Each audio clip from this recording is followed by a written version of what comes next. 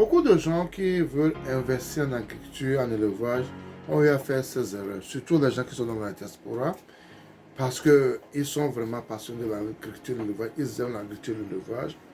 Et vous savez que vous ne pouvez pas faire l'agriculture et l'élevage sans le terrain.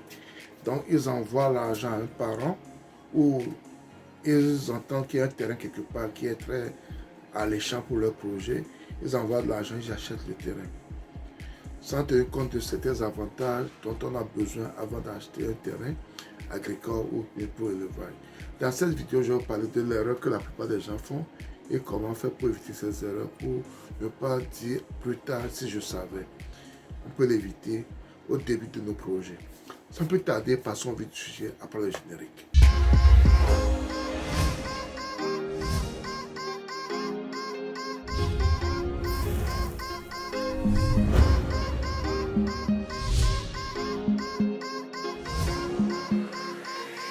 Si tu me découvres pour la première fois, mon nom c'est Sabi Aliati. Et sur ma chaîne nous parlons d'investissement général en agriculture et en élevage. Ces thématiques sont importantes car tu es au bon endroit. Abonne-toi à notre chaîne Group, clique sur la cloche de notification pour ne pas rater nos vidéos à chaque fois que nous en publions. Ensuite, partage au maximum pour qu'elle puisse atteindre un grand nombre de personnes. N'oublie pas également de la liker, ce qui également va permettre à YouTube de diffuser nos vidéos à un grand nombre de personnes. Il y a plusieurs erreurs que les gens font quand ils veulent commencer leur projet d'agriculture et d'élevage. Et ces erreurs, nous l'avions fait également. Parce qu'arrivé un moment, on voulait faire l'élevage, l'agriculture, on a acheté le terrain sans un véritable contrôle, sans un véritable analyse du terrain, du sol et autres. Et malheureusement, c'est ce que la plupart des gens font. La plupart des gens qui nous ont précédés et les gens qui ne continuent pas à faire l'élevage font. Mais ce sont des erreurs qu'on peut éviter. Évitons d'acheter des terrains parce qu'il faut acheter des terrains. Il y a certains avantages qu'on peut avoir en achetant des terrains.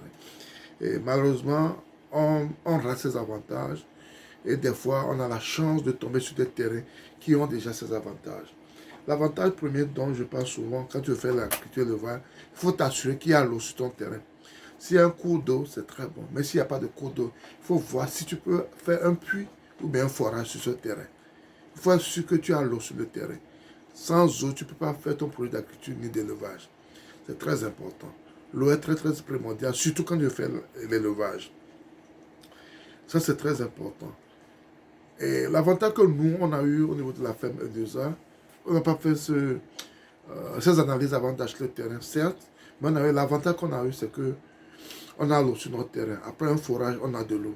Nous avons de l'eau sur notre terrain grâce à notre forage. Et il y a des gens qui n'ont pas cette chance. Et un peu la chance que nous avons, c'est que au début de nos activités, nous avons acheté du sable pour faire nos constructions.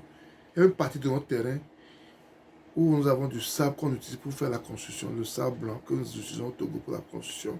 Et à quelques kilomètres de notre champ, il y a une carrière là-bas. Les gens vont là-bas pour chercher du sable pour la construction. Donc, ça a été un grand atout pour nous. Et depuis que nous avons appris cela, depuis que nous avons su ça, tout ce que nous faisons maintenant, on prend du sable sur le sol, sur notre terrain, pour faire nos constructions. Tous les bâtiments que nous avons pratiquement sur notre terrain sont des bâtiments où on n'a pas acheté du sable. Parce que quand vous voulez acheter le sable à notre niveau, ça nous coûtait pratiquement 120 000, 150 000 pour avoir un grand camion de sable. Maintenant, cet argent, on ne la dépense plus. Ça nous permet de faire autre chose. Parce que nous avons la chance d'avoir le sable sur notre terrain. Nous avons la chance d'avoir le sable sur notre terrain. Et ça nous aide énormément. Je peux dire que le jour où je décide de ne plus faire l'agriculture, je peux me renseigner sur comment faire pour exploiter mon sable. Parce que je sais que tout ça là, c'est régulé. Et nous sommes dans un pays et tout est régulé. Je peux me renseigner pour pouvoir le faire. Donc ça, c'est un avantage également que moi j'ai en ayant mon terrain là où j'ai mon terrain. C'est un avantage que j'ai en ayant mon terrain là où j'ai mon terrain. Ça, ce sont ces avantages que tu dois avoir, tu dois connaître au début avant de vouloir t'installer. Surtout l'eau. Savoir s'il n'y a pas de cours d'eau, est-ce que tu peux faire un forage? Est-ce que tu peux avoir de l'eau sur ton terrain? Si tu ne l'as pas et tu veux faire le levage, tu seras obligé de faire des citernes pour acheter de l'eau. Et je ne pense pas que ton objectif c'est d'augmenter tes charges. Ton objectif c'est de réduire tes charges. Ton objectif, c'est de réduire tes charges de production pour pouvoir avoir plus de bénéfices. En plus de l'avantage qu'on a en ayant ces choses sur son terrain, quand tu achètes ton terrain et tu n'es pas encore prêt pour l'exploiter, il faut mettre certains arbres comme le palmier, le cocotier, les tecs et autres. Et nous, on l'a fait sans aide, ça nous a beaucoup aidé. Dans nos constructions, comme je le dis toujours, on s'est servi de beaucoup de tecs que nous avons déjà sur nos terrains. Ça nous a aidé à réduire les coûts de construction énormément. Les fenêtres, les portes ont été faites par nos tecs que nous avons sur nos champs. Et les palmiers qu'il y a sur le terrain, on les exploite maintenant. On coupe les noix de palme qu'on vend également. On coupe les noix de palme qu'on vend également. Et ça n'a rien à voir avec le projet initial que nous avons. Ça n'a rien à voir avec le projet initial que nous avons. Mais ces petites astuces te permettent de valoriser ton terrain, de valoriser vraiment ton terrain. Le sable que nous avons sur le terrain actuellement donne une valeur à notre terrain. Ce que nous devons acheter, les dépenses que nous devions faire pour faire ces constructions sont réduites. Donc des fois, quand vous voyez des gens faire des choses ou bien réaliser des choses, il faut vous demander des fois comment ils arrivent à le faire. Il y a des gens qui ont certains atouts, certains avantages qui les permettent d'aller plus vite. Et tu peux aller plus vite également si tu prends profit de ces avantages avant d'acquérir ton terrain agricole. C'est très important. En cette année 2026, il y a certaines erreurs qu'on ne doit plus faire. Il y a des choses qu'on ne doit plus faire. Il y a des choses qui vont traîner, on ne doit pas les faire. Mais c'est des choses qui vont nous avancer. C'est ça qu'on doit faire. C'est vrai que nous tous, on crie que l'agriculture ne marche pas en Afrique. Et des fois, c'est parce que nos charges sont très, très, très importantes.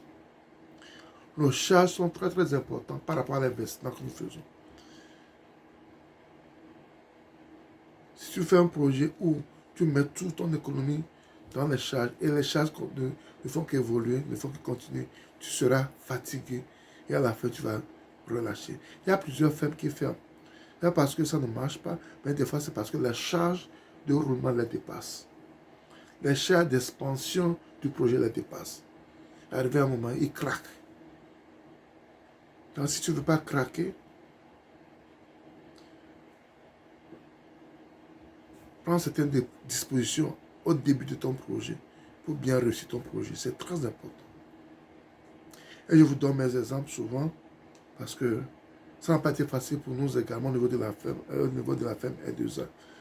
Mais on essaie de nous en sortir, on essaie d'évoluer et on voit aussi les avantages que nous avons en implantant notre ferme là où elle est. Et j'essaie de partager ça avec vous pour que ça vous permette de faire une pause, de bien réfléchir avant d'implanter vos fermes également. C'est très important.